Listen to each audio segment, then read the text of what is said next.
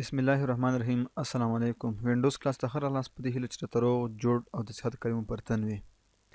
دا چې نن ورځ د وینډوز کلاس لومړۍ ورځ ده، نو درس د پیل نه وړاندې لومړی راځو په وینډوز یا په اپریټنګ سیسټم او همدارنګه په سافټویر باندې یو څه رڼا اچوو چې سافټویر څه ته ویل کېږي، اپریټنګ سیسټم څه ته ویل کېږي، ولې موږ خپل سیسټم کې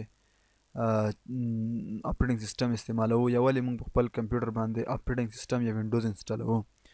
نو د دې ټولو پوښتنو د ځواب لپاره راځو ایم اس ورډ پروګرام ته. دلته کومې پوښتنې شوي دي د هغوی ته ځواب وایو. نو وټ از سافټویر. سافټویر څه ته ویل کېږي؟ په لنډ کې موږ داسې وایو چې په پښتو کې هر هغه څه چې هغه موږ په سترګو لیدلی شو خو لمس کولی نه شو عبارت له سافټویر څخه دی. هر هغه څه چې هغه موږ لیدلی شو لمس کولی نه شو عبارت له سافټویر څخه دی. نو په انګلیسي کې موږ داسې اول سوال ته ځواب ووایو چې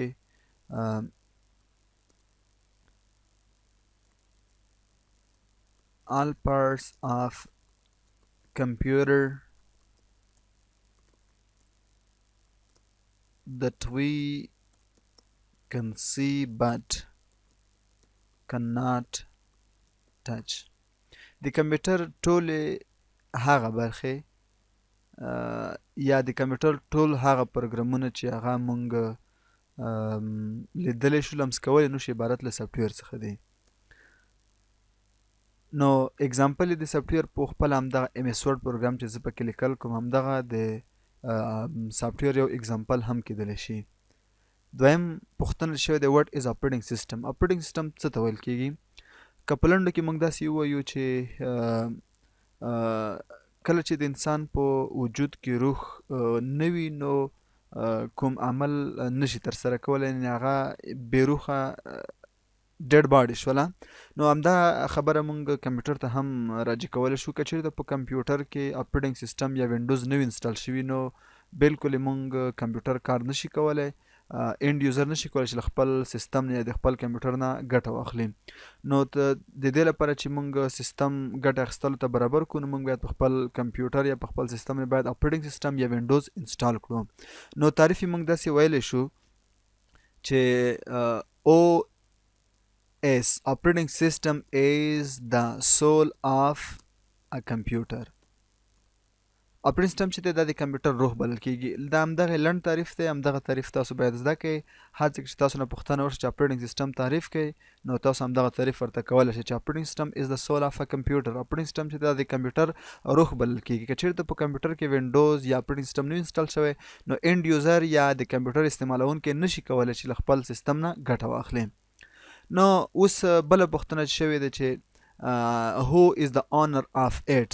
مونږ دلته ایم اس وینډوز تر مطالعې تر بحث لاندې نیسو. نو مایکروسافټ وینډوز دغه 2011 چې اوس مارکیټ ته راغلی له دې نه پخوا 10 7 او 80 نوره کوم ورژنې چې دي دغه کومې کمپنۍ تولید کړي دي نو موږ په جواب کې داسې ورته وایو چې دغه ټول پروډکشن چې دی دغه د کومې کمپنۍ دی د مایکروسافټ کمپنۍ تولید دی.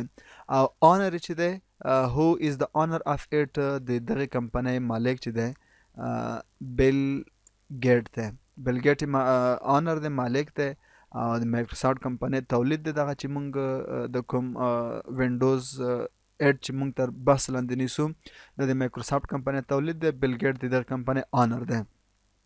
دا چې اوس وینډوز 10 یا 7 یا 11 چې اوس مارکیټ ته راغلی دغه په ګرافیک سمبال دی، ډېر ښایسته ګرافیک لري. نو له دې ټولو ورژنونو ایخوا په پخواني ورژن کې یو ډول اپریټنګ سیسټم چې لومړی مارکیټ ته راوتلی و هغه د ډاس په نوم و، ډیسک اپریټنګ سیسټم. ډیسک اپریټنګ سیسټم دغه سیسټم چې و دغه SUI و. SUI means single user انټرفیس، یعنې په عین وخت کې یو نفر کولی شول چې په ډاس یا په ډیسک اپریټنګ سیسټم کې کار وکړي. او دغه اپریټنګ سیسټم چې دغه د کمانډ لاین له طریقه استعمالېدلو کومه ګرافیکي بڼه یې نه لرله. لکه فعلا چې موږ اوس دغه وینډوز 8 ګورو چې هر یو هر یو جاب آیکن ته اوښتی دی، یعنې شکل ته ګرافیک ته اوښتی دی. موږ په ګرافیک باندې کلیک کوو، آیکن باندې کلیک کوو، نو موږ ته همغه وظیفه څنګه کېږي، اجرا کېږي. لکه په خپله دغه بټن چې تاسو ګورئ، زه په بټن باندې کلیک کوم، نو د بټن در شا چې کوم کوډ شوی دی هغه موږ ته څنګه کېږي، رن کېږي. یا زه ځم وایم چې زه کمپیوټر خلاصوم، نو دلته ډیسکټاپ ته راځم، په ډیسکټاپ کې په کمپیوټر باندې کلیک کوم، ډبل کلیک، نو موږ ته مای کمپیوټر څنګه کېږي، خلاصېږي. خو په ډاز یا په ډیسک اپریټنګ سیسټم کې دغه ګرافیکي بڼه نه وه. هلته به ټول کار د کمانډ لاین یا د سی ام ډي له طریقه کېدلو.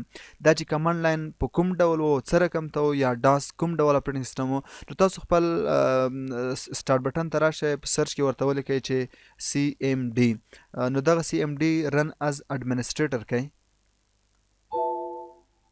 یس، نو پخوانی ډاس یا ډیسک اپریټنګ سیسټم په دې شکل و. دلته به تاسو ورته وظیفه یا یو جاب سپارلو، د انټر له بټن وهلو نه وروسته به همغه وظیفه څنګه کېدله، سرته به رسېدله. زه اوس غواړم چې خپل کمپیوټر ډي ډرایو ته لاړ شم. لکه دلته چې زه ډبل کلیک کوم، له هغې نه وروسته زه ډي ډرایو ته راځم. له هغې نه وروسته دلته مقصد زه دغه اپ په نوم یو فولډر خلاصوم، یا اپیکس خلاصوم، یا سی شارپ خلاصوم، یا پی ایچ پي خلاصوم. نو زه دلته په یعنې په ګرافیکي بڼه دی، دلته هر څه ښکارېږي. نو زه کلیک پې کوم، هغه به څنګه کېږي، خلاصېږي به. خو زه نه، زه د ډاس له طریقه څم همدغه فولډر ته. لومړی چې کله زه غواړم یو ډرایو ته داخل شم، نو د همغه ډرایو نوم لیکم، له هغې نه وروسته ډبل ډاټ لیکم، انټر کوم یې. نو زه اوس ډي ډرایو ته څنګه شم، داخل شم. اوس زه غواړم چې په ډي ډرایو کې هغه د پی ایچ پي په نوم کوم فولډر دی، هغه فولډر زه اوپن کړم، خلاص یې کړم. نو د خلاصولو لپاره زه ورته لیکم چې سټارټ پی ایچ پي، انټر کوم یې.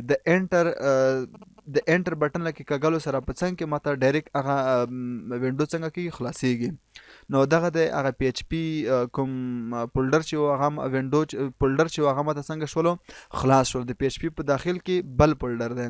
نو په ډاس یا په ډیسک اپریټنګ سیسټم کې ټول کار د کمانډ لاین، تا به ورته یو وظیفه سپارله، د انټر بټن له کېږلو وروسته به هغه کار څنګه کېدلو، سرته به رسېدلو. خو اوس دغه ټول کارونه څنګه شوي دي، په ګرافیکي بڼه اوښتي دي، ګرافیک ته تللي دي. نو د اوسنی کوم اپریټنګ سیسټم چې موږ استعمالوو، دغه جی یو آی دی، ګرافیکل یوزر انټرفیس.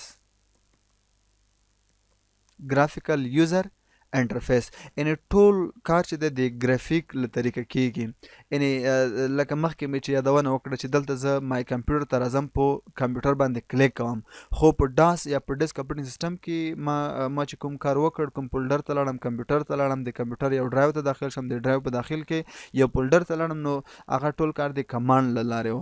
خو په دغه نوو ورژنو کې تر 2011 پورې چې کوم نوي اپډیټس ورژن راغلي دي، دلته ټول ګرافیک استعمال شوی دی. په آیکن باندې کلیک کوه، نو همغه جاب به تا ته څنګه کېږي، ترسره کېږي به. نو دغه کلاس د وینډوز چې دی په همدې ځای پای ته رسوو. نو انشاءالله په راتلونکي کلاس کې به موږ تاسو پریکټیکل کار شروع کوو. تر بیا ښې چارې، الله مو مل شه.